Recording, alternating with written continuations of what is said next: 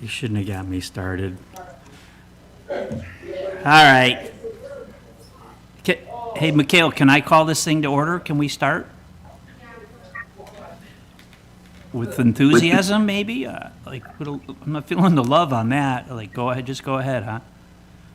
With that, we'll call what are we? The March 14th Art Commission meeting to order with a roll call of position 1, Carla. Here. JR, me, the chair, here. Mary, I can see you. I can hear you. Ooh. Position 4, vacant. Position 5, Cynthia, vice chair. Here. Position 6, Tracy. She was there. She's having a bad connection from her phone, so she's gonna Call. Okay, call and try to come back. okay, we're counting her as mostly present. In position 7, Therese. Here And Chris Wigginson, our ex officio council member, is, in Washington DC. Yes, he'll be traveling, they travel back on Saturday. okay, so yeah, just to keep up with the protocol and the etiquette of stuff, when you got to speak, I'll recognize you, then push your button, turn it on and turn it off. And with that, we'll move to item number 2, the approval of the agenda. Everybody's got one in front of them? Everybody happy? Yes. And then, wait a minute, I should welcome new dude. City Parks dude. I forgot, was it Craig? Craig Parks dude. Yeah, are you ready for introductions here? No, wait, Oh yeah, do we have to, Yeah, we'll have to finish the agenda. you're jumping ahead. oh, I just wanted to welcome him, okay, all right, never mind. Anybody, are we good with the agenda? Yes. Okay, do I have to get a second for that and all that kind of good stuff? Okay, we're gonna move right on to the approval of the minutes then, from February 8th. I will make a motion to approve the minutes as presented. Okay, do I have a second? Carla, second? All in favor? Okay, minutes are approved. Public comment. During this time, citizens may comment on subjects of interest not on the agenda or agenda items. If somebody's got a comment, because I see, well, that's iPhone, so that could be Tracy. There she is. Okay. Tracy's here. She's waving, so we're just going to assume that she can hear us. We can't hear you.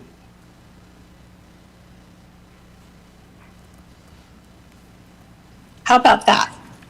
You're good. You can hear us? I think there's just something not working on the computer connection with Ring Central, but my phone can take phone can take it. Okay.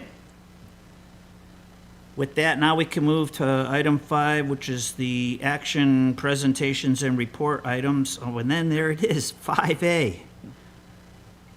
Recreation Coordinator Introduction. Yeah, so long awaited, we have Craig with us. He started this week. He's been doing his onboarding. So Craig, as our recreation coordinator, will also be doing arts programming as well. Craig will work with us on building everything from athletics program, life enrichment programming. Are you good? How are you? Mute your mic, Mary. And arts programming. Eventually, his position will break out into a arts coordinator specific position and probably an athletics coordinator and maybe a fitness coordinator as we go along. Also, depending on timing and building of new facilities like a performing arts center. So I'm just going to let Craig introduce himself, tell you a little bit about his background, and just so you can get to know him. If you have any questions for him, you can feel free to grill him for the next 5 minutes. So hello again, my name is Craig Lamas. I'm new here with the City of Oak Harbor. I am the new recreation coordinator. I have quite a bit of experience running recreation programming. I've worked in previous years for the City of Los Angeles in pretty much the same capacity, running sports programs, arts, enrichment, things like that. And I'm very excited to be here and looking forward to help build in this department. Welcome aboard, Thank you. City of LA, dude. Yeah. Okay, Therese. Can you tell me a little bit about the arts programming that you're familiar with? Yeah, the way the City of Los Angeles operated is each facility kind of ran their own programming. So instead of running it for the whole city, I was running just general programming for specific parks. And at these parks, we would have general, everything ranging from basic arts and crafts for the little ones, the 5 and 6 year olds, just to introduce them, all the way up to specialized things, drawing, painting, cartooning, music. We would have as many music programs as we could afford with whatever instruments we had available. So we were able to do a good amount of music programs, a lot of piano programs, and really recently the city branched out into performing arts. So there's always been a basic level of drama, but a little bit more like comedy, improv, and more specific things to really let kids kind of shine with what they have creativity-wise, and give them the ability to really branch out. And that's what I love to bring here.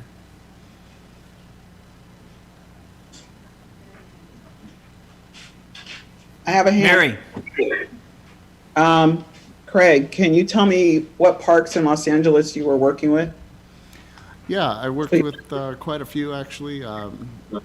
Some of the bigger ones that I've worked with, Balboa Park, which the large one in San Diego is not the one I'm talking about. There's one in Los Angeles that's a sports center.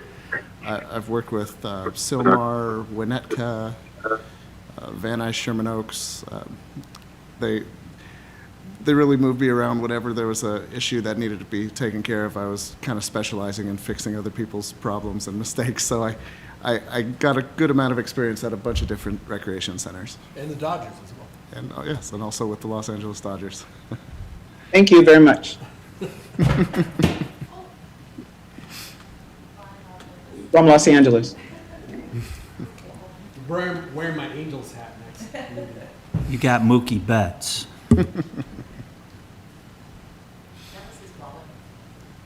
Oh, we'll keep that.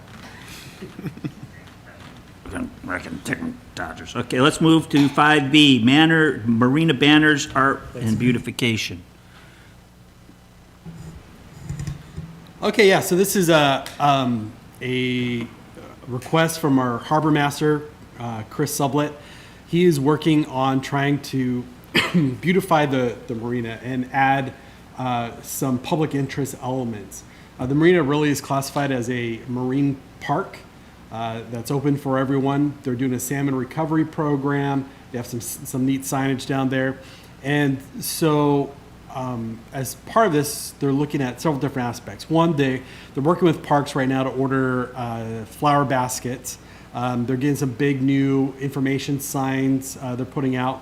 But two aspects that they want to touch base with the Arts Commission and see if it would be of interest to you for helping to fund is they're looking at providing banners of a somewhat artistic nature on about 10 light poles. They want these to just kind of be a welcoming banner that just adds some, some beauty and interest to the docks. Have some kind of an artistic flair to it. Capture something with Oak Harbor, right? Kind of because we get a lot of visitors that come in, especially during the summertime around a lot of our special events. We have the marina booked out in the very first week of the year for 4th of July week, for Memorial, and the hydroplanes week. So it's a touristy point, and we just want to present a good face for everyone that comes and visits. So they're looking at designing, with the commission's help, these banners. They're roughly about 2, maybe 3 feet wide at the top, and then they taper down to a point about 5 or 6 feet tall, and they'd be attached there. So just want to kind of present that for any discussion or comments, your feelings on it. Therese? I immediately kind of went to like a crab on one and a shrimp on another and a mermaid on another and a seagull on another, and just kind of whimsical though, and fun, and different oranges and turquoises and yellows and really cool colors. And I think we could probably find something that has already been done and kind of borrow it or take it away and just use that as the base and get it done faster and not try to involve an artist or anything. Sure. Yeah, and kind of watercolory maybe. I mean, there's a lot of art on the internet. Yeah. Anybody? Yeah. Go ahead, Cynthia. I would like to suggest investigating using used boat sails as well. I know they're doing a lot of craft with recycled sails. Oh, that's an so interesting that idea. Could be a cool way to promote sailing. I have a sale I could donate because I was trying to do sales with Margaret Livermore 5 years ago. Good idea. So then what can we take for a next step on this? Because I- we know we want to do it. Yeah, We're- so this was a conceptual idea. They're also working We're just going to on, work. Yeah, okay. A question, Brian. Yeah. Is it something that you want to incorporate or coordinate, is a better word, sorry, I have a cold, so my head's a little fuzzy, with the banners that are used downtown? Do you want to tell a whole story? possibly. I think that's definitely an option, is to try and tie them in. And yeah, the only thing Chris had suggested is, he said, something with an artistic flair that maybe captures Oak Harbor for people that are visiting. I think we're open to any options and suggestions that the commission might have. How old are the ones that are used downtown? Do you know? You know what? I don't know. I think Main Street. What's that? 3 or 4 years. 3 or 4 years? Okay. And I'll just add to that, Tracy, it was a Main Street project Yeah. that had those banners erected. Right, and I know that we're trying to coordinate some things with them. I'm just thinking of a cohesive look, and not to say anything bad, but I think the ones downtown could use a little refresher. So if we go in a certain direction with Marina, maybe we can help them follow and coordinate with that. Okay. Just So they're also looking at remodeling Catalina Park. There was a shoreline project that the city had gotten grant funding from the county for, to kind of put in a sandy beach and do some beautification there. We're going to revive that project. They're actually looking at putting some fun elements, like maybe a mini golf course, put in some additional like public art pieces around there, just something that attracts people down there. So you asked about next steps. The marina is an enterprise fund. They operate completely off of user fees.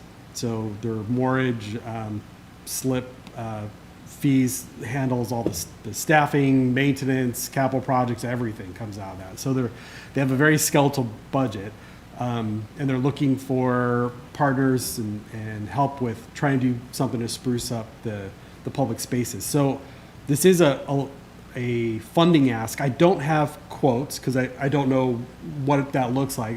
At this point, it was a conceptual idea and wanted to get some feedback and some thoughts and brainstorm a few ideas. I can take that and maybe we can work it with one of our committees on narrowing down what that might look like, and I can get some cost quotes, and we can bring that back for a motion to, yes, we want to support this project at this dollar amount, or however you want to go forward with that. I like that, because we can take that on the outreach committee that Tracy is on, and now we've got you on there, and Liz is on. So we can take it from there to how to work with them so that we can come up with something to figure out how to play in this the right way. Okay. Therese? I'm all for it. Okay. So, what part scares you? I just want to go with Carol on the record where she said that scares me. No, I'm just kidding. We'll go down to C, the Hal Ramley Park. Yeah, Hal Ramalley Park. Okay, I don't even know what that is. Hold on one sec. That's where the gazebo Okay, is. Mikhail, you're watching the chat? Okay. I just saw we had several comments. So let me share my screen right here.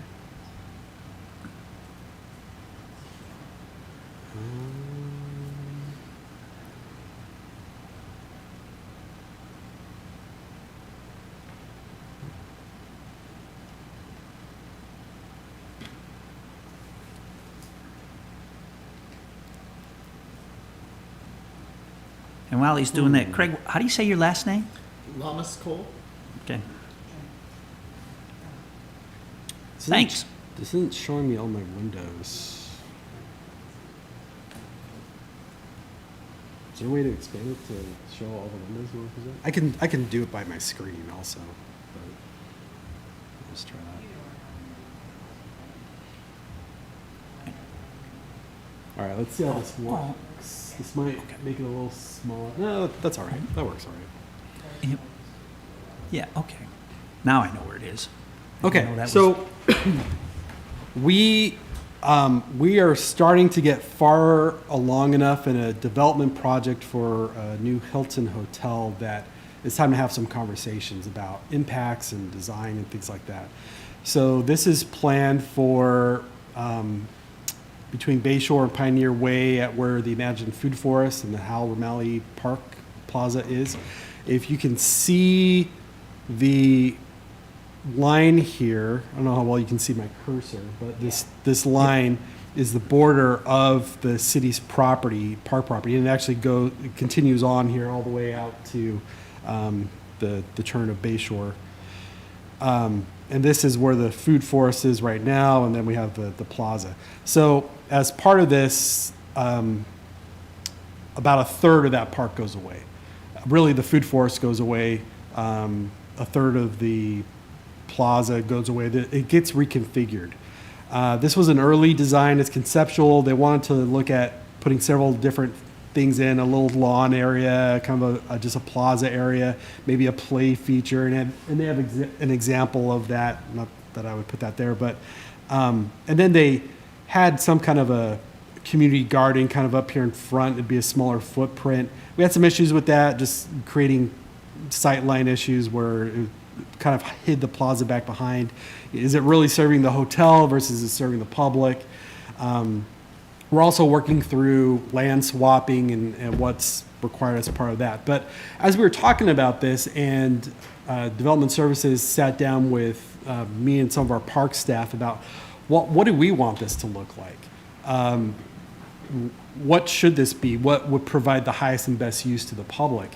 One of the ideas that came was to make it kind of an event space, specifically for like a food truck space where we have a pull through and the food trucks come and they park, and we have some shaded seating and just a nice sort of bistro plaza. That was one idea that Development Services really liked. We probably will pursue, and we have identified a grant they'll go after next year, specifically for creating a new community garden in a different location. So really the question is, what do we do with this space? I had early on suggested, well, maybe we ought to just turn the whole space over to the hotel, let them use it for their benefit. We really don't get a lot of public benefit out of this space. It's kind of a transient hangout for those that are coming from the transit center. And not that we really have a lot of issues with that there. We haven't had a lot of problems, but sometimes we get a few encampments when the food forest gets a little gnarly and overgrown. But it's definitely an underutilized space. So how can we better utilize this? Kind of a prime location for maybe some public art is, a sound garden, or there's all kinds of different things. So ran this by Parks and Rec Commission just to get some of their thoughts. They really like the food truck idea. I had no doubt that you guys would have some creative ideas, so thought we'd just take a few minutes to brainstorm and give me some of your feedback and thoughts about what should the future of this space be like. Sorry, let me finish up my other thought real fast. So the turning over the space over to the Hilton Hotel to make it private property, it could still be used as a public area if they wanted to, but they're able to trespass people where we would not be able to do it as a public space.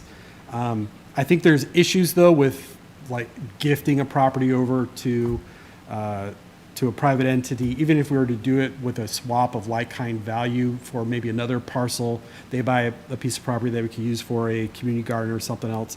So development services is still trying to figure that out. But just really wanted to get some of your thoughts on what would you like to see in space like this and any creative ideas you might have. Therese? I like both ideas, but I just think that for the community, it should be cohesive with what they have in mind, and that if they're going to revamp it on their dime, I don't like the idea that we would be trespassing on city property if you give it to them and they could, keep people from using it. I like the idea of all those trees. It's already just too much hard surface, and it's just kind of ragtag. So anything is going to be better.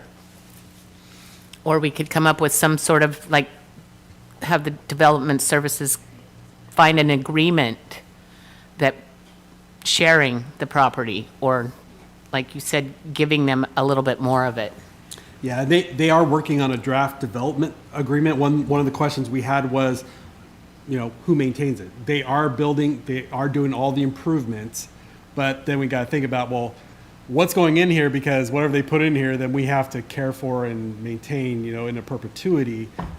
So we want to be conscious of what goes into this. But we are looking and exploring a possible maintenance agreement where the property, if it is designed in a way that, it's really kind of creating this just open space mostly for the hotel guests, as much of as a benefit to the public, let's have them maintain it. And maybe that's just for a certain period of time, but it's one avenue we're looking at. Mary? I like the idea of the space with the greenery.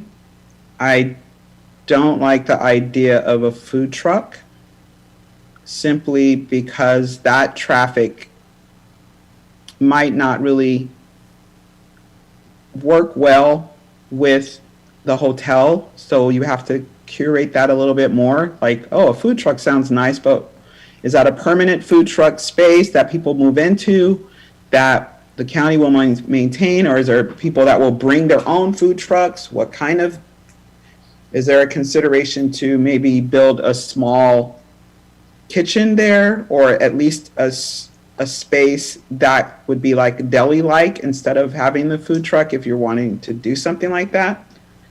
And also the consideration of when you have things across the street at the baseball fields, what kind of, what's happening with the hotel in that. So I don't know if there's further thought about what the attraction would be, or the conflict of attraction would be of having food there on and off. And then, like you said, the maintenance. Maybe we can also consider the hardscape and the green together to make it a little bit more balanced without 100% hard top there as well. just my input. I just think that the food truck brings a whole set of different things that people might not consider. I could agree with all that, but to me, it seems to me that the hotel would definitely want to know what's going on with that. So working together with them, we could probably come up with a win-win situation where everybody's going to be happy with this and take a look at that, because it is nice to walk out of a hotel and there is something nice to see. And then it's also nice to be walking down that street and there's something nice to see. So everybody wants to take a look at that, so let's involve all the parties. That would be my thought on it. Cynthia? I am privy to the garden club starting conversation about a community garden in a different area or a different park, at the very ground level of those conversation. I would be in favor of the hotel actually taking over the space in exchange for something else. I think it would just lend to a real cohesive design for what they plan with their landscaping all the way down to Bay Shore. And I would hope that it would include a courtyard of hardscape that would lend itself to entertainment that they would hire and manage and take it off the plate of the city. And Carla? Did the hotel come up with this drawing? Yeah, they provided the preliminary conceptual drawing here. It has, like I said, a green space, little plaza space, kind of a play feature. They try to fit in sort of a community garden here in the front of it. They're trying to just sort of shove everything in and Yeah. reconfigure. They're happy to design it however we want. There was quite a bit of push from our development services to make it very apparent that this is not hotel property or for service by the hotel guests, but for the public. So they tried to put in like a tree line and maybe some border wall or something here to separate that. But they're happy to do whatever our wishes are. They just know that they're taking over part of this, and so as part of the reconfiguration, they're just going to provide a park. I think part of that's also a little bit of goodwill purchasing for the city residents. So I like what they've done. My concern would be the garden club, but it sounds like they're okay with losing that. It probably would be a good idea to just let them do it, and then we don't have to worry about it. All right? Except maintain it, is that what they're saying? They'll think do the Mary whole wanted thing to and then talk. we maintain it? That's what they would like to do, is build it Yeah. and then they hand it over to us and we maintain it. I think we're trying to see if we can push back and say, well, how about we get some help from you on maintaining it. I like that it looks like it's an area where someone could go set and just enjoy the world, and there's lots of greenery, and I like what they did, I have to say. It looks very professional and modern, so that's my feelings on it. Mary? And then just the concern that we were talking about, like swapping, is there potential to lease back, for them to lease it from the city at some rate? And still, that way it's still owned by the city and it doesn't have to actually exchange hands, but that section can be leased? Possibly. I know Development Services is looking at what restrictions are in the code with all that land swap stuff, and they're working on it. So I don't know what the future of that will be yet, or what the possibilities are there.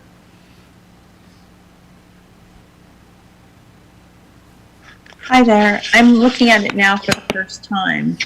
It wasn't populating on my phone. I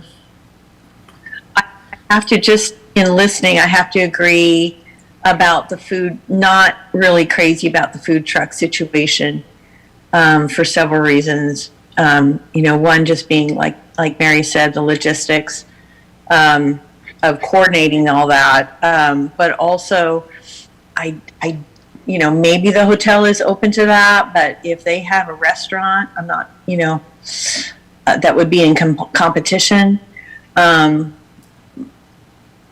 with offering something to eat for their guests.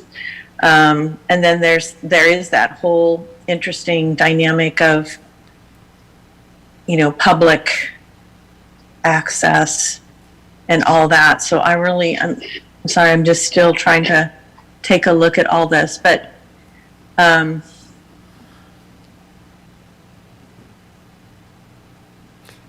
Yeah, and as you see the pictures that they provided kind of around the design, the conceptual design here, just to sort of prime, your thoughts on the use of the space, a plaza for maybe some special events, and kind of a sitting space, kind of an activity space maybe.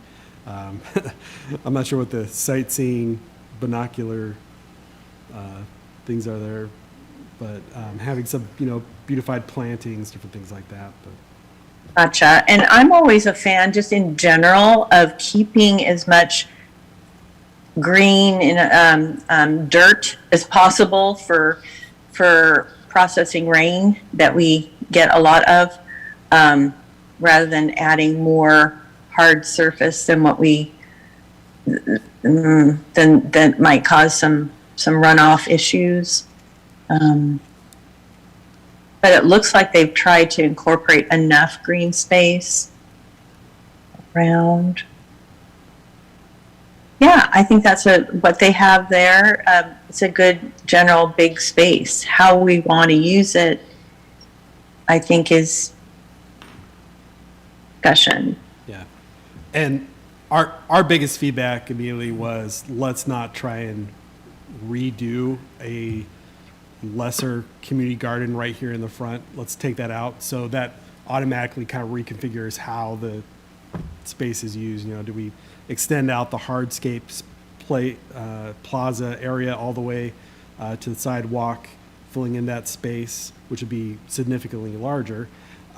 Or, do we push that forward and then make more of the green space in the back, or vice versa? Really kind of depends on how you want to use the space, right? Therese?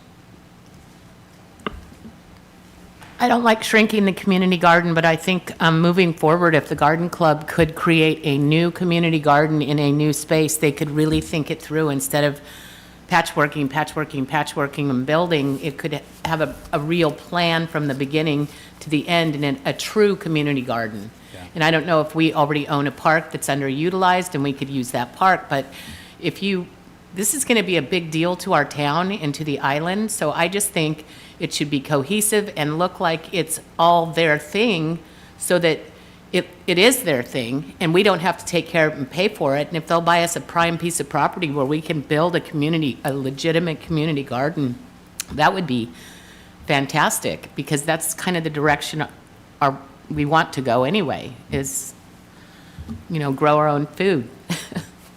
So my question is, who are the people that are going to be, who are all the players that are talking on this? Because we know we've got the hotel, and they're reaching out to somebody, and we're talking brainstorming here, throwing stuff around, but who's going to be talking to them to make sure all these interests are taken care of, and we can create exactly what everybody wants and makes them happy? Yeah, so they're mostly, talking with our development services and us, Parks and Recreation. Is the landscaping, park element of this plan is, Because I think you've got some good opinions here of Yep. which way we could, we want to play. yeah. Cynthia? Brian, could you just repeat what you said so I make sure I heard it right about the trespassing? If it was their property, they would be allowed to trespass? Yeah, Whereas the city can't it as was public an early property. idea. I don't know that it's going to fly, but my first reaction was, well, this is great. It's sort of an underutilized space, and no matter what we do with it, how much is it really going to serve the public and attract the public into the space versus serving the hotel? Yes. Would it make sense to maybe provide more parking and maybe shrink down the space and just have some nice beautification behind it? But then just, give it to the hotel, let them maintain it, manage it. If it's private property, they're able to trespass people out of it. Now, I know hotels that have public plazas like this, and they open it up to the public to enjoy and use if they want. And then, it makes it easy if people are loitering there, camping Right. out, or, causing issues, they can move them along. Right. Whereas in like a public park, we are Limited. we have issues with moving people along. Right? Yes. It's a public space. People have a constitutional right to rest. So we're not able to trespass people unless they're breaking the law. Really. Right. So So I see that as another check in the hotel owning the property versus the city continuing to own it. Because it is underutilized. And we have plenty of parks. We have 30-something parks. And then as far as the garden club, using a new piece of property, I believe the initiative right now is to locate one that is underutilized in existence already. But again, it's only been 2 months of conversation with a subcommittee there at the garden club. yeah, and they touch bases with us too on a new community garden. We just had a discussion this morning with our grants administrator about a new grant that Development Services made us aware of, specifically for community gardens.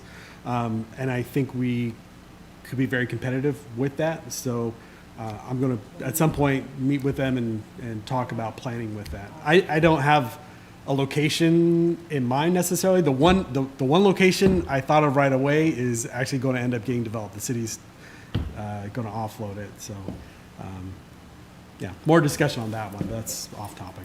Thank you. Thank you. Therese? Can you tell us that idea? Because the first thing I thought of was the lot behind Skagit, Farmer's Supply. That's private. It's private? Well, they would buy it for us, and we would give them our city park. The city owns 4 acres. It's on Goldie Road. So if you're going down Midway, go across the 20, and it's just up the road a little bit, and then as soon as you get into the foresty area, right there, that's city. About 4 acres is just city land. So it's Which side? on the left side if you're heading from Midway, and it turns into Goldie after you cross the 20, right? And it'll be on the left-hand side. It's near 16th Avenue.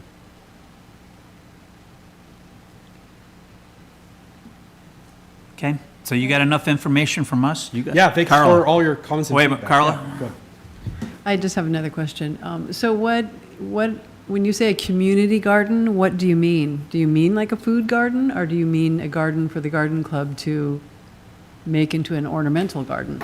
Yeah, I think it's both. So, like real good, successful community gardens that we've run in other communities, we don't run. We provide the space, right? We'll build the raised beds. We provide the irrigation, and then we just create a lease or management agreement with an organization like the Garden Club or someone, who will then have people come and register and buy a plot. Right, so they pay a due every year, and that just goes towards some of the maintenance or whatever. But that way they can manage the waiting list, because they usually all sell out if you do it right.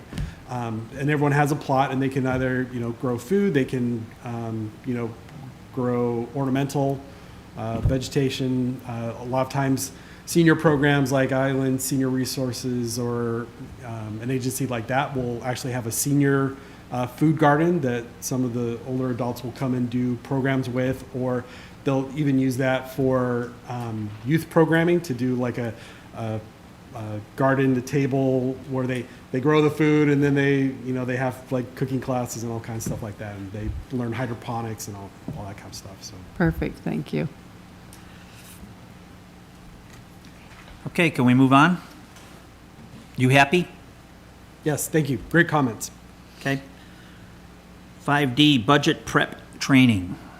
Okay. I'm going to speed up a little bit because Mikkel and I were talking about how JR gets grumpy if we go over time. So I'm going to try and keep it in time. I don't get grumpy, I just get upset, and I just bothers me. No, I'm. Well, we've already had objects thrown in the meeting today, so. That's because he's a that's- Dodger fan. That's setting a That very was low bar. as a Red Sox fan, if I did not do that, I think they throw me out of Red Sox Nation. All right, so we can cover this as well a little more in depth and in our committee meetings. So I will go through this fairly quickly, but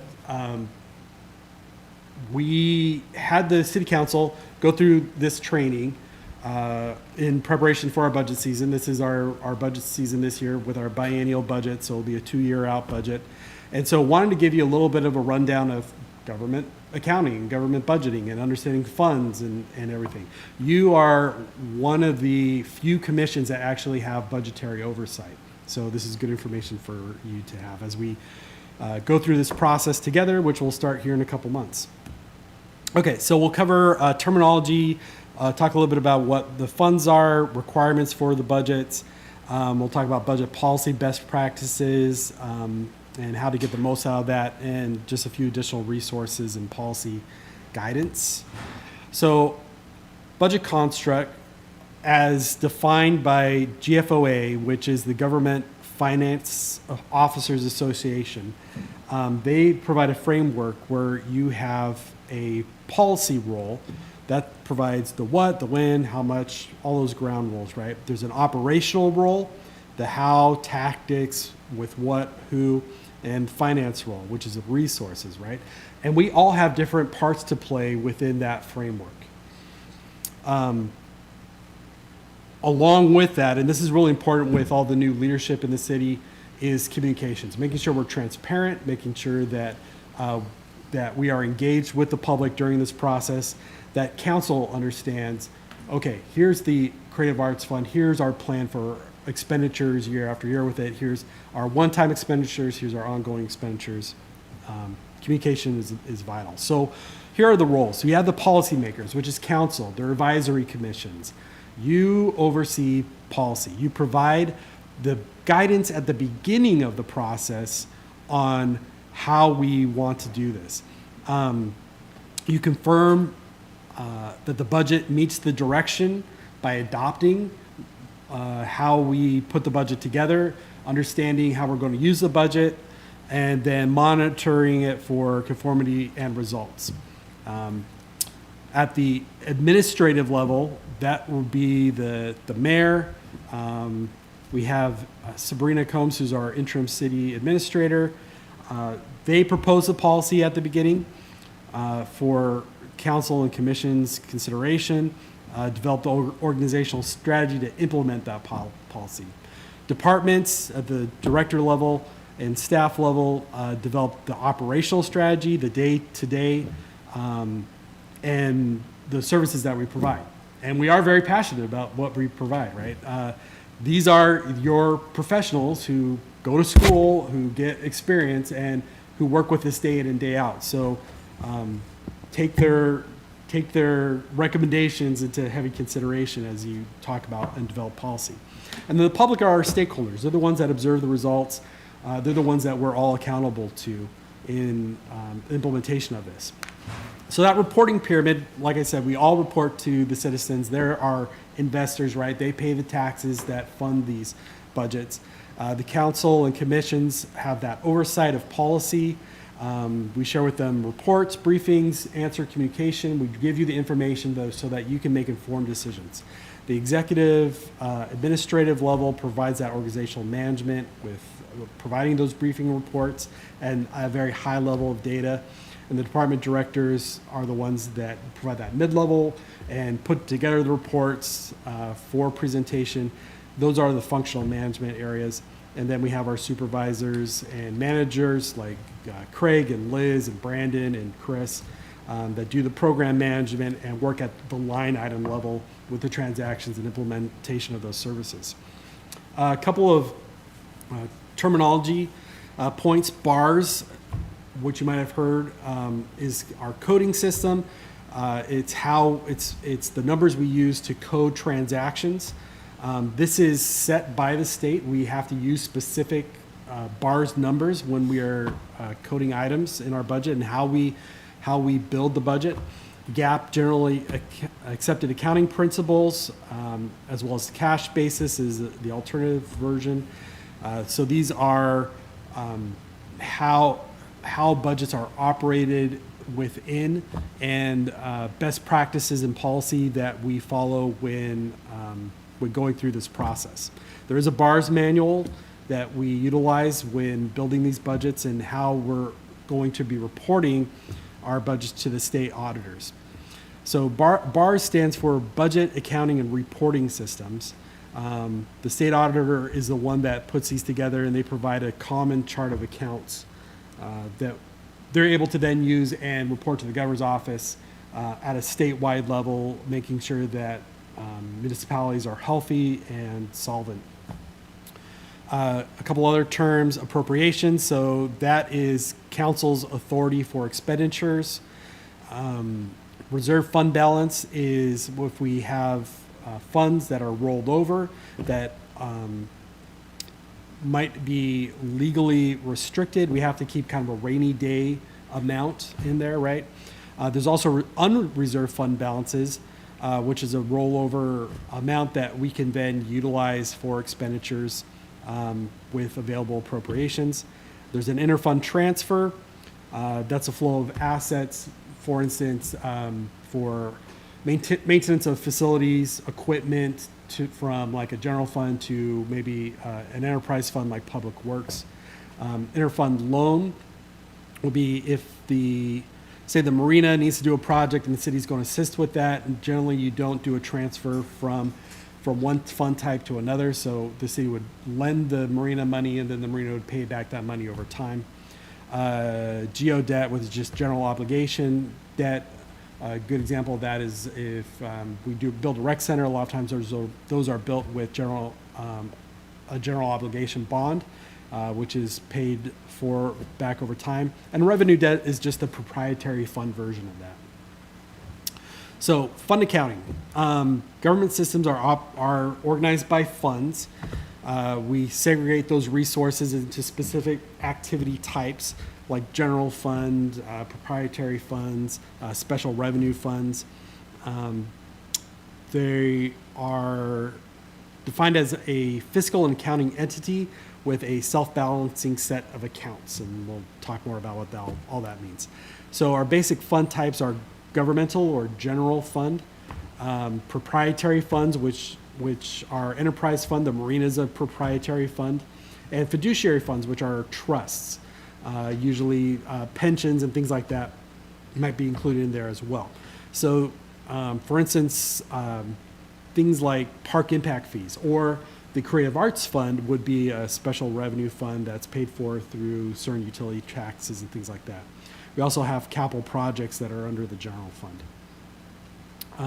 The funds are broken out similar to how you might see an organization chart. So under the general fund, you have our governmental funds. You have our general fund, which is the basic operating fund. Special revenue funds include things like streets, senior services, which is now recreation, was a special revenue fund, sort of, quasi.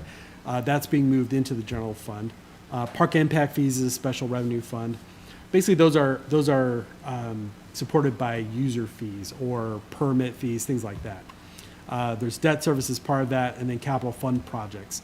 So a couple of those are REIT funds, which are real estate excise tax funds, REIT 1 and 2. REIT 2 is fairly restrictive in what it can be used for, but it can be used for parks and recreation improvements. So we're one of the few operations that have access to that for capital projects.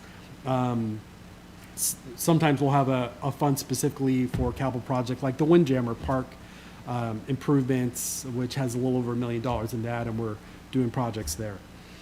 Proprietary funds, things like enterprise fund, I mentioned the marina, and then internal service revenue funds like our facilities and fleet, things like that. The ones with asterisks have reserves, so they might keep a fund balance. Governmental fund types, general fund is our chief operating fund, like I mentioned, special revenue funds like the Creative Arts Fund. Capital projects, accounts for resources for major construction, debt service. Revenue types that support these funds are things like property tax, which is an unpopular type of tax. We try not to raise that if we have other options available. Retail sales tax, which is always an attractive tax because, you know, visitors and people other than residents help to support that. Utility taxes, and then things like permits, a motor vehicle fund tax, things like that. Charges for services, program fees, you know, that programs that Craig will run have a fee associated with it. Licenses, rental fees, assessments, different things like that. And we have to keep restricted funds separate. Like I mentioned, the REIT, the real estate excise taxes, have specific restrictions on what they can be used for. Enterprise fund, similar to a business, is treated very similarly in its cost recovery. The marina operates solely off of their user fees. Internal fund services are collected to provide services to other funds like the general fund for vehicles, different things like that. Revenue types, so for proprietary funds, like I said, charges for services or user fees are primarily what they utilize. There's a little bit of interfund allocations and transfers. And then fiduciary funds like a trust, an example of that would be like if the city operated a cemetery, they may have a perpetual maintenance trust for that because you don't have continued revenue source with fees that go into that. Once all the plots are sold, then your funding dies out, right? Another example would be a conservation trust for a piece of a public space, beautified natural area that we don't want to develop, and because we don't develop that, there's no user or other type of revenue sources to take care of that space. So a trust might be put in place by a land trust to help support that. A couple key elements with city financing is budgeting, so appropriation ordinances for immediate needs versus strategic planning. Budget equals implementation. That's the thing to remember. We have planning documents like the arts plan that we'll be creating that provides a roadmap, and from that informs us how we should be budgeting for implementation year after year. And then oversight is review, checking in, making sure that we're meeting those benchmarks that are laid out in like the arts plan. A budget is an economic plan. It focuses on all of our resources and makes sure that we are meeting the objectives and priorities set by policymakers. Like I mentioned, expenditure levels are called appropriations that represent spending limits. The mission that we want to establish with our budget should help that process, help decision makers to be informed about the provisions of our services and promote the public's participation in that discussion. Strategic finance planning, we want to look at long-term financial stability, taxpayer interests. We want to be conservative in our financial projections. We have a pretty good idea, for instance, the Creative Arts Fund, we have a pretty good idea what those allocations are year in and out. It's about $60,000 or so. That can go up and down, but for instance, one thing that the city is struggling with is as cars become more efficient, we go to electric cars. The state has not created a mechanism to capture all those vehicles' impacts on the roads like they do with a gas tax, right?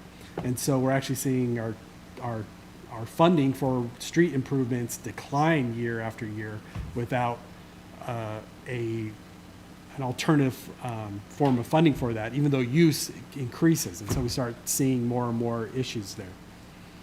And then capital investments and how we use our debt. Type of budgets. So this is kind of an interesting discussion that's happening right now. how we use, what kind of form of budget do we do? There's an incremental line item type of budget. There's a program or outcome, zero balance type of budget. I'll go over some of those.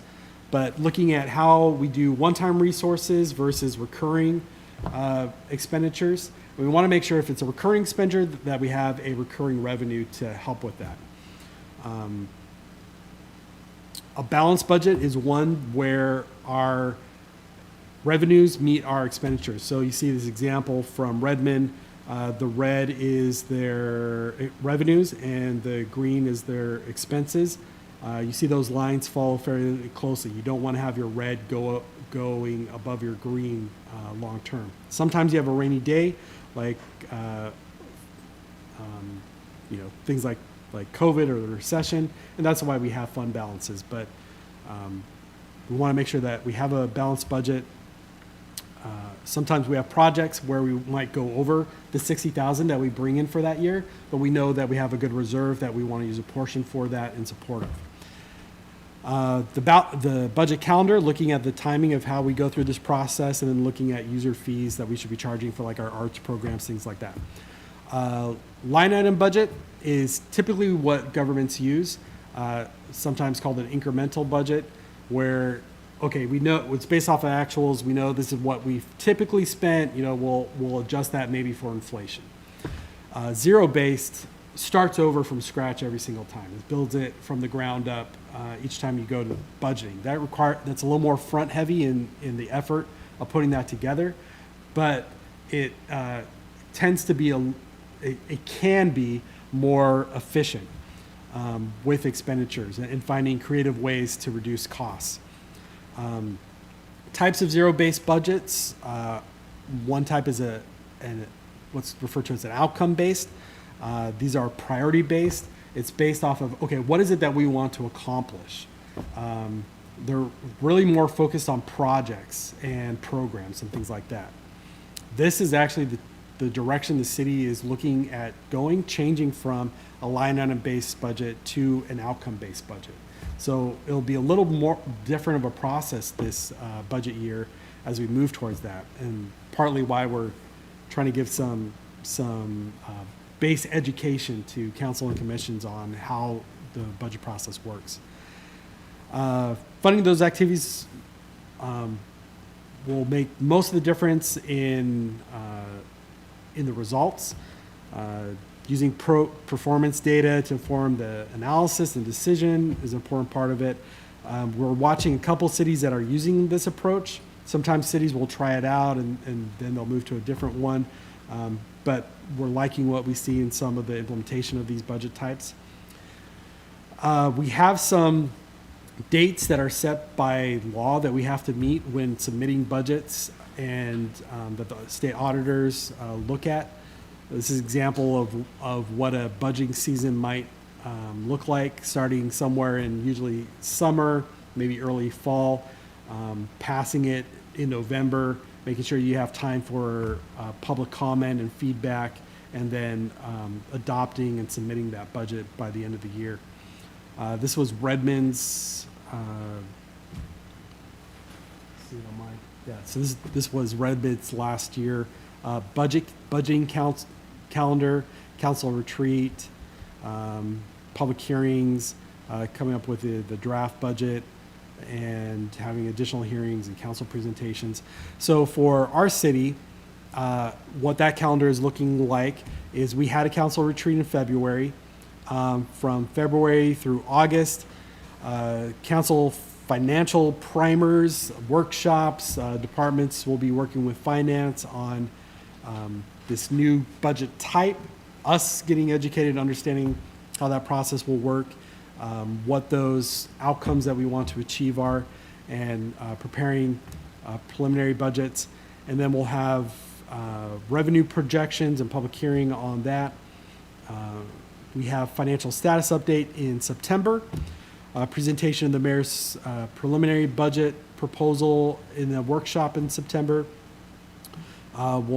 We will present capital projects, try and make sure that The highest priorities are funded and fit. That's always a little bit of a fight for the piece of the pie. And then we have public hearings and adoption of the budget by the end of the year. So how to get the most out of a city budget?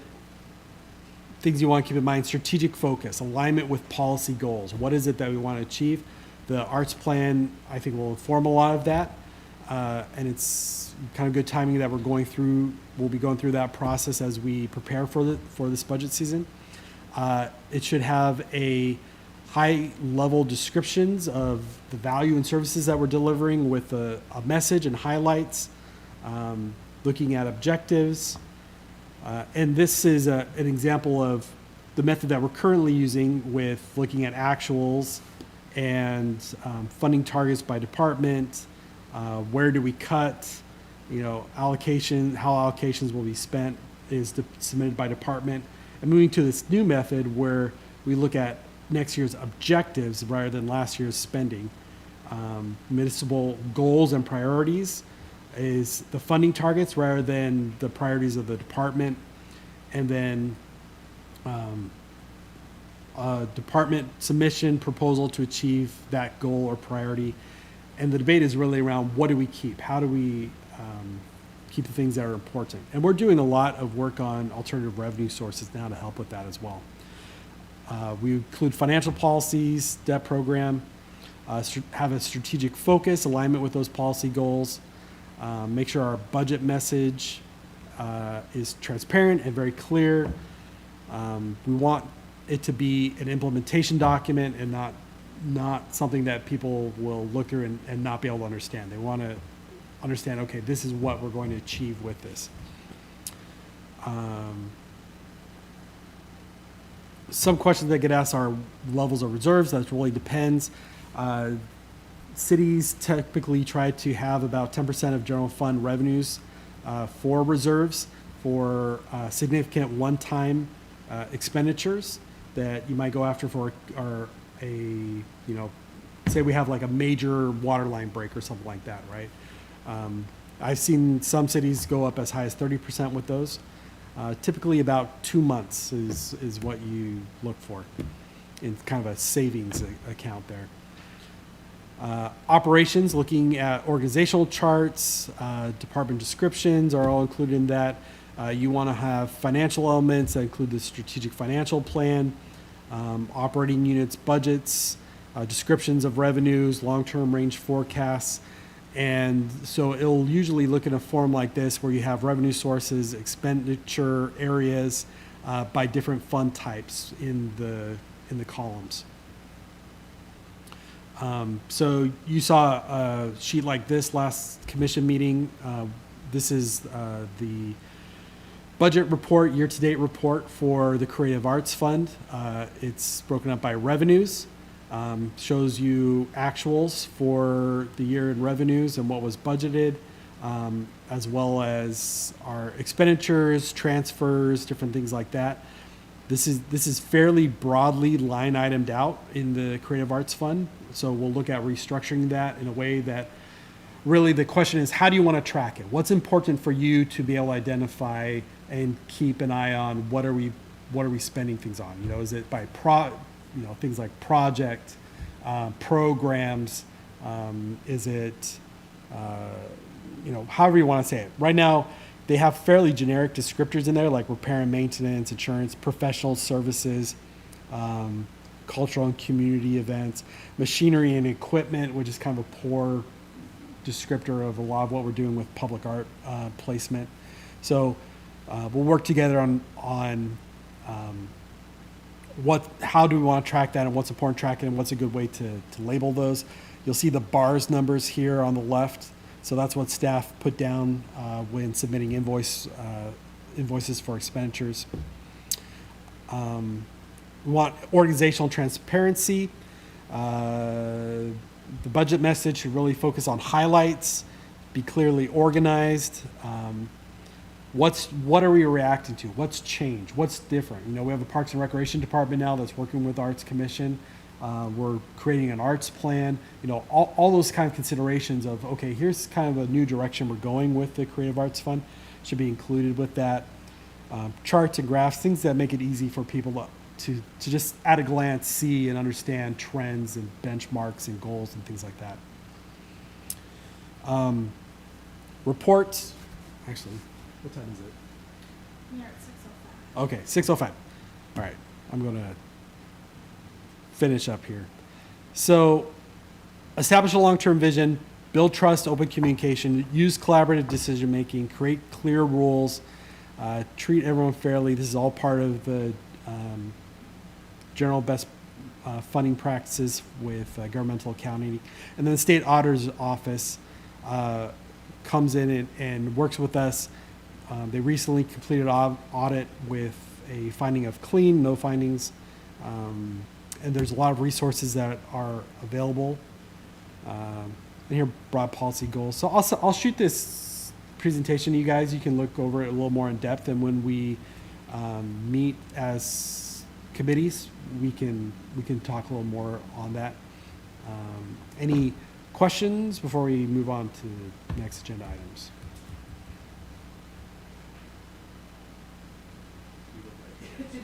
I have questions, but I'll just hold on to them until we meet, Brian, to discuss things in a more detailed way. Thank you. Do we have any homework out of this? Look through the presentation, and the homework we'll be doing together as we go along. Like I said, we're kind of going in a different approach with how we're going to be doing the budget with a program-based budget. So I will educate you as I get educated through the process. Good, that's the answer I was hoping you were going to say, and the font is perfect, because I couldn't read it at all. So, that font for the presentation, if you could make it like a little bit smaller. Yeah, we try to have, the details at the bottom. But, yeah. So, thanks. Okay. We're ready to move on. There we go, to the Blarney Stone, as if we need some luck, yeah. The Blarney Stone is currently located in Windjammer Park. It was in a private plaza area there by the stairs, where the owner requested that we remove all the public things from there with some liability concerns. There was a inquiry by Main Street. Margaret wanted to know if we could move the Blarney Stone for the parade. I'm not really inclined to move it back and forth. I don't know if there's a good location on Pioneer Way that we just want to permanently put it. Staff are recommending that we leave it in Windjammer Park. I don't have strong feelings about it, but we are just touching base with the Parks and Rec Commission and would like to touch base with you as well on your thoughts on location of the Blarney Stone. Therese? You could go to Holland Park and just add more Irish or diversity to the park. Have the Dutch and the Irish duke it out for ownership, right? Would they be offended that we put an Irish art piece in a Dutch named park? I don't know.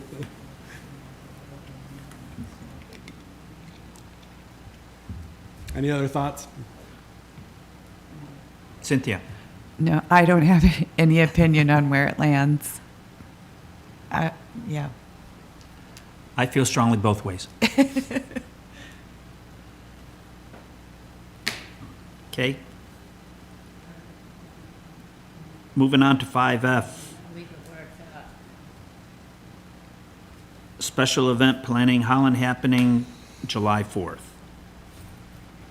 So you guys just want to have a little bit of discussion on planning with Holland Happening and having a presence there. And as far as July 4th, we are moving the event to Windjammer Park. We're looking at the configuration of that with the carnival rides and where we shoot the fireworks off of, but just want to make you aware of that just from a special event perspective. I don't know if you want to have any involvement with that event, but just I'll turn it over to you as far as those two events. I'm recalling a little bit of discussion about this with the process in creating a plan and having framework attend these events. maybe we just hop on in and help them with whatever they're doing instead of trying to recreate or duplicate their efforts. Yeah, that came up as we were negotiating the scope of the agreement. It was an early, good first engagement opportunity Right. to start getting some Right. input. So that would be my suggestion. Completely agree. So, yeah, we're pretty excited to hop on board with working with them. Okay. If everyone's, I don't think we need a motion necessarily. If everyone kind of gives a thumbs up that you want to have Framework, have a presence there, I'll work with Liz on making sure that we get a booth, and we can talk a little more about what we want that to look like. I imagine we can let them steer that a little bit, but they'll probably want some help, some volunteer help with whatever they're going to plan for it. Okay?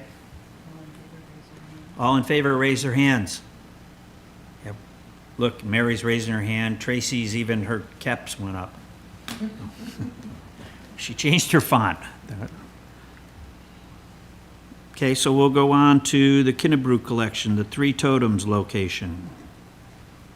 Cynthia? I took on the task of contacting the school district, and I had an appointment scheduled with the superintendent on our last snow day, and so that was canceled, and we've rescheduled that for the 27th. So I'll have a discussion with her and a presentation of the piece and the idea of having it start at the top of town and go down to Friends Marsh, is where we're going to put the Gate of Inspiration. Can we send it to Skagit Powder Coat to get sandblasted so it's ready to go when we make up our minds? Because it's still a rusty, taped up mess. You know what I mean? Have you seen it? I actually haven't seen it. I've seen pictures of it. They're laying down up on your way to the Is it going to be a rusty mess again? solid mass pile. Hang a left, and they're just laying in the weeds. Let's, if you're all right with that, let's schedule a meeting to go take a look at it and talk about what you're thinking for doing with powder coating and all that. And yeah, I'm happy to Sandblast it, arrange all let it that. rust. Okay. Oh, you want to do like a, whatever that's called, the patina. Thank you. Yes. Yeah. That's it. When they were doing the other pieces for us, they said it would be very complicated to try to powder coat those. Oh, okay. So we don't need to spend the money. Yeah. Rust is cool. 5H. That's even something that we could do internally then. Wrapping of the electrical boxes, I can speak to this one. I've had some pretty good discussions with Humphreys, and Dawn and Jeff Humphrey. They're just coming back from New Zealand, so they've been gone for the past couple of weeks. And talking to Dawn about digitizing the art, I'm going to meet with the art teachers next week. They're all excited and on board with this, to include, and I think I mentioned at the last meeting, that the art teacher at the Oak Harbor High School, they can help digitize. So kids could take the art that comes in and digitize it and save Humphreys a ton of work, which would involve a lot more people as part of the project. So I will meet with them next week, and then I'll have more information to report out. And they all understand the idea of keeping it simple and trying not to be too complicated. So, more to follow. Any questions? On to I, buskers at Windjammer Park. Cynthia. Thank you for putting this back on the agenda. I didn't want to lose sight of the work that Joanna had done before she left our group. And I believe it was bounced to staff just to check on RCWs and existing laws from what draft we had presented. So I know it'll be a long journey, but I don't want to lose sight of that opportunity of creating that program in Windjammer Park. Thank you. So can I get some clarification? What would you like from staff as far as next steps? Well, I can look at my notes, Brian, and just revive the draft that we came up with and even identified some locations in the park. And Sabrina was involved with that. She might still be online. Sabrina was involved in that conversation originally as well. Do you remember that history, Sabrina? Sorry, I'm trying to jump on here.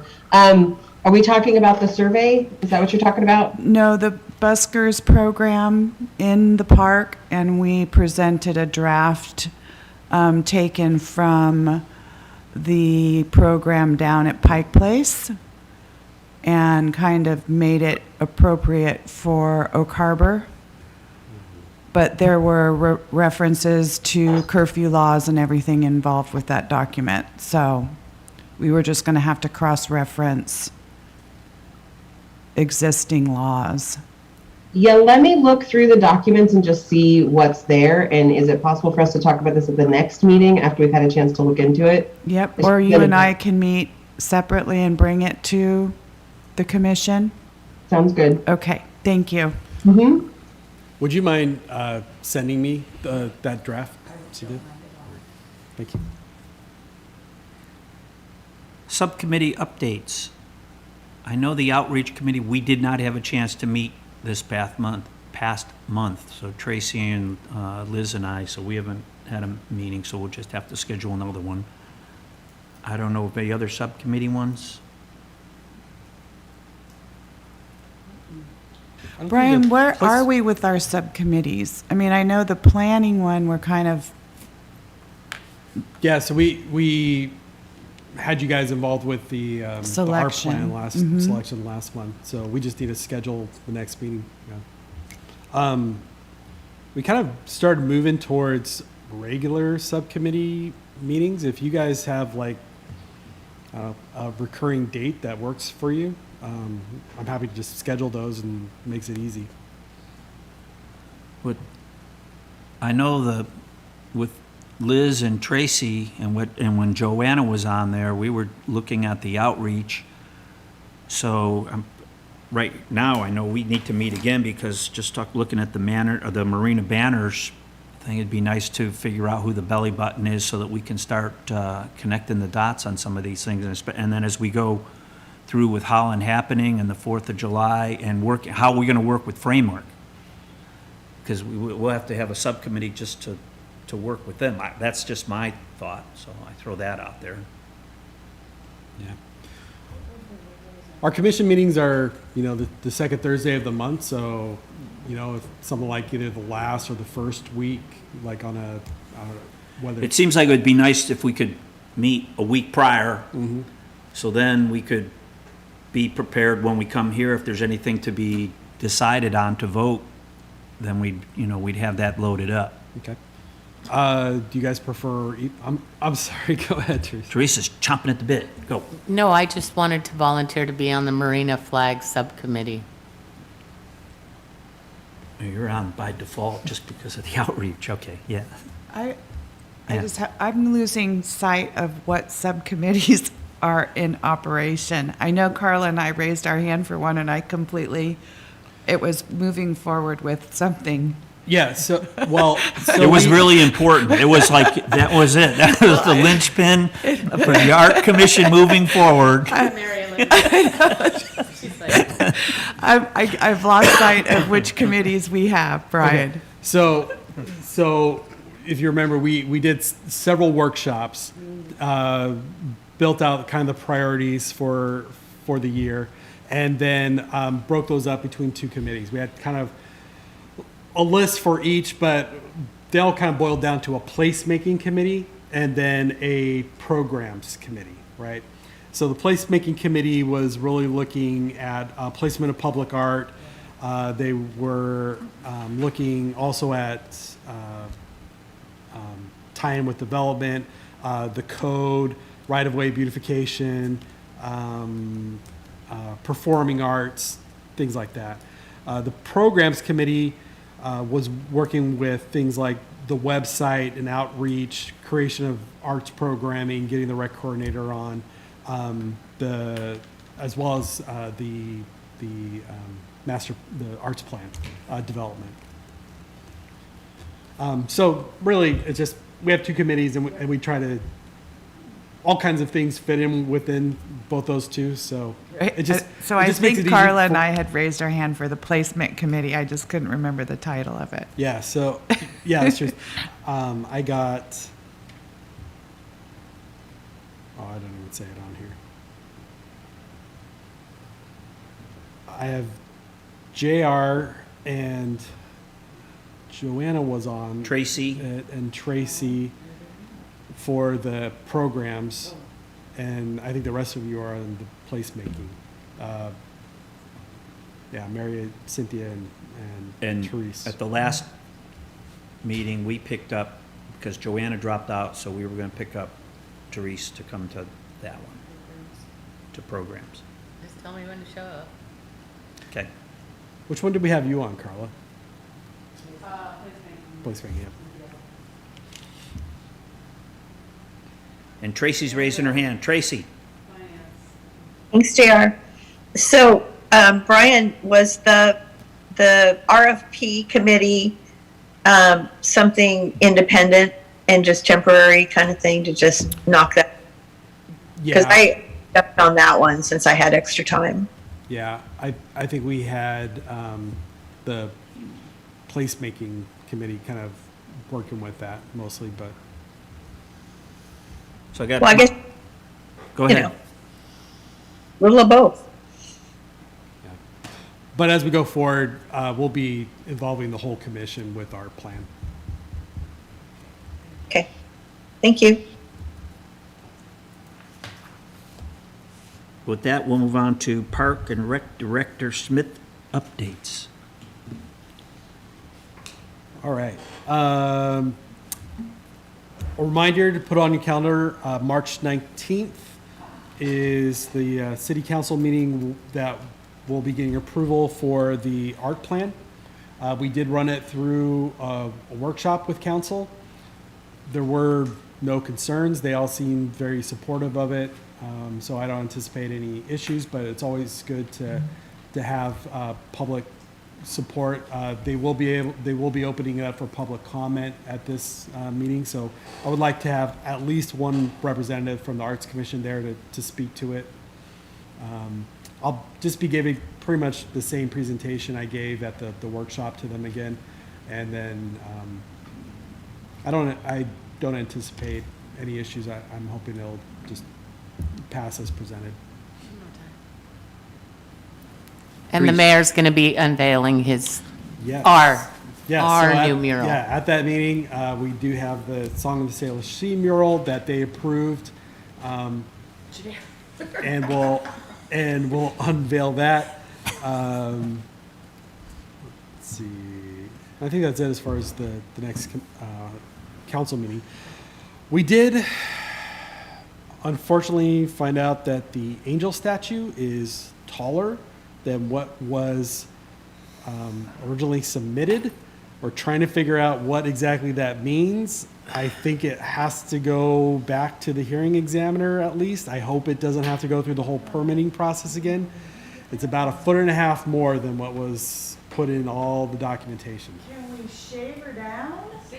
Okay, I- just I dig a don't- bigger hole. Well, you know, when Sabrina told me this, I kind of said, are you sure? Because they sink the foundation cement in and the you know the steel plate is at ground level. There's a slab that goes on top, so that the statue really isn't lifted up by any degree. But maybe Sabrina has additional information on Is this. that what she that you'd ran like in to here? share? Just, It's hard for me to do this from my desk, so I figured this was probably a topic. We like seeing you anyway. So I will say, Development Services is working very diligently with the folks involved to make sure that we can move this through the process. There are some steps that we need to address regarding revised drawings making sure that we have the right space requirements, and we're even talking about including some higher limits above what we see in the measurements. And then we need to take it back to the State Department of Ecology because of the shoreline. So our staff person who works on that will be back Monday, and we're gonna make sure that that is something on their list. I have a question about this height thing. Yes. Obviously, we collectively are going through all kinds of things that we haven't experienced before with an installation. Does this pave the way for the windmill to make it a little easier because they're going to be a lot taller than this ultimately? Or is that going to have to be looked at? Same process. Same process. Okay, just so I understand. Was hoping to pave the way to make it easier somehow. They just need to as a make sure that they blanket. don't change the orientation of the blades, after they do the permits. Okay, Like thank the you. blades aren't gonna move, now they're moving. Well, now that they're moving, that increases the height. We have done those measurements, we've looked at that information, we're also making sure that the documentation is there to support that. So everybody's working really hard and working together on this, so, we understand the concerns and we're working to address those, through the process. Some of these things we can't control, they are the required process. The other thing that I wanted to make sure everybody was aware is we have a different hearing examiner now. So, we are expecting to get some responsive comments from that, but some people have thought, is it possible just to go back to that hearing? We have a different hearing examiner, and no matter what, we have to go through the process as required. So there will be a notice to the public as well. I will be sending Sculptures Northwest a new, very high-end tape measure as a Christmas gift. A laser maybe? I teased Development Services that I was gonna get the mini statues, but. We could always take a hammer and, make the wings a little flatter. Can we dig a well? Yeah, I just 3D printed 1,000 of them in this scale, and now they're off by 3 centimeters. Yeah, right. So I keep hearing the comment, oh, well, can we just sink it down? Like, you think, oh, well, that might be an easy fix, but that also changes Can we raise the city? geotech and all that kind of stuff. So Can we raise the city 2 feet? possibly, climate change is definitely reshaping our shoreline, so. What was Mary's raising her hand. what was the height, the original stated height? 37 feet, and now it's 38.5, plus we have the additional 1.5 for the base. Because there's like a metal base, and then there's a concrete base. So you're telling me this thing's growing? It's alive? That's how we all felt this week, but now we understand the measurements, so we're working forward on it. And we've actually talked about, like I said, once we add those together, let's add a little extra, just to make sure we're covered.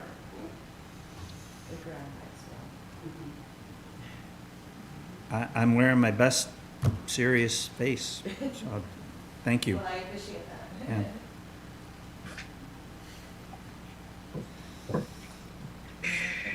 Yeah. Let's see. So, just a reminder about the Wearable Art Show coming up. You guys had sponsored a table for that. Some discussion at some point about what you want to do with that. And also the next activity guide, which we'll be starting to put together. We'd like to have some information about the Arts Commission in there, whatever you want to share. So probably, maybe that's part of one of our committees. We can talk about what you want to do with that, and whether you want to talk about the art plan, the new art programs, if you want to talk about, your priorities or whatever the message you want to give to the public would be as part of that. We definitely have to do that. We got to be part of this. Carla? I nominate Cynthia. She's a very good writer. I was hoping to have an update for you on the windmill, but I haven't heard back yet from Brian Jones. So I'll hound him and hopefully have an update at the next commission meeting. That's all I got for you.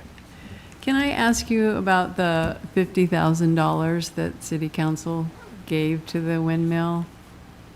Can you elaborate on that? Like, we didn't even know about it. Yeah, it was actually 47,000 or something like that. Oh. And the amount, it's an equation of $2 per resident that I think the city can put towards a project. and I don't know, something like that, right? As far as it coming out of the Creative Arts Fund, I don't know. I actually wasn't really privy to that Yeah. council meeting, and not that it took me by surprise. I know they had talked about that as a possible source, but I think the city administrator had just been working with council on it and just kind of went forward with it. I'm not too concerned about it. We have a very healthy fund balance. It's not going to impact anything that we're trying to do. The windmill it really is going to be an art piece. It's meant to be a photo op. So I think I agree. Kind of after the fact, it makes sense as a funding source. They're looking for where can we pull this from, and we had extra fund balance, and I think the council had a workshop with Arts Commission last year. It was probably in the spring, and they had some concern about the amount of the fund balance. So I think this was one way for them to shave that down just a little bit. But it would have been nice if they told us. Well, it took us all by Yeah, surprise, no, but I I was told it was a money shuffle and we weren't paying for it. It was just, they needed to say they were getting, but it was coming from somewhere else. Yeah. Do you recall that, Sabrina? As Brian was talking, I do remember at one point there was a conversation about whether it was on the Windjammer Park Fund, Improvement Fund. Yeah. So what we can do is go back and check with David and Finance and just confirm the exact dollars and information for you. But yes, I agree in the beginning of that conversation, it was a little bit, there were different amount of information given to the specialists, so yes. But just Well, like, go ahead. I'm sorry, Brian. And ultimately, that would be part of our budgeting discussion, should it be. Right. So I was just about to say, so as we're having these discussions, and what I would like to do with the budget is to actually budget out the Creative Arts Fund, which it kind of loosely, Gideon just sort of kept a little spreadsheet that only accounted for half of those, yearly revenues, and no real plan on how you were spending the unreserved fund balance. So having a budget actually in place that says this is how we're going to allocate and appropriate these funds, this is what they're going to be used for, kind of creates a mechanism that triggers dialogue and discussion on if there's things that were not approved to be spent out of there, right? So hopefully that'll help from surprises coming up in the future. Right.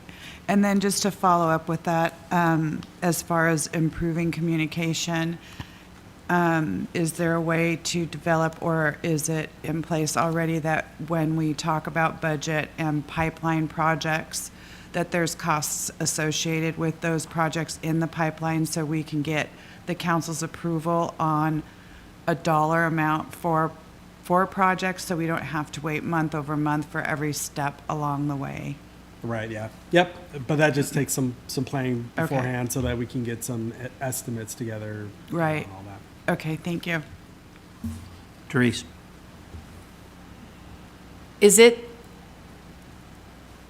Are we going to give them money before they raise the money they need?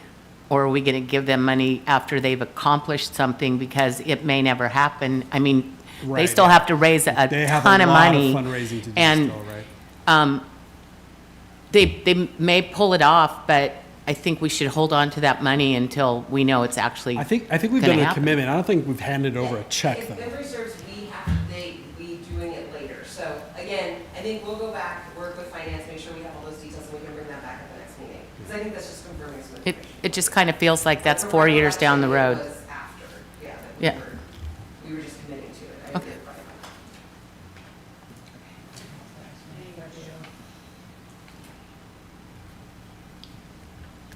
Okay. Member comments. Tracy, do you have anything?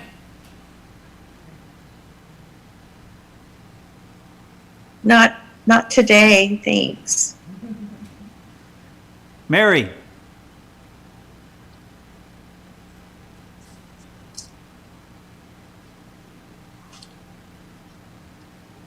No. Very elaborately said. Therese? No. Carla? Cynthia? Nope. So the only thing I figured out from homework is we have to make sure we have the signs get taken into our, the marina sign bit we'll take into our next committee, and it'd be nice to get a name of who's doing that so that we can start working that out. Yeah, I think that'll go to our placemaking committee. Right, okay. And then, if you could, those slides, not that I'll be able to read them for the budget thing, but it sounds like we should start getting smart on this budget thing. Yeah, So it'll we be can- a continual discussion as we So go if through you the could- budgeting process. If we could, is that possible to get a copy of that packet? Yep, we'll So send that that we out. can at least start, when they start mentioning these words. Any, yeah, like beer, I heard beer, that was all, like, something.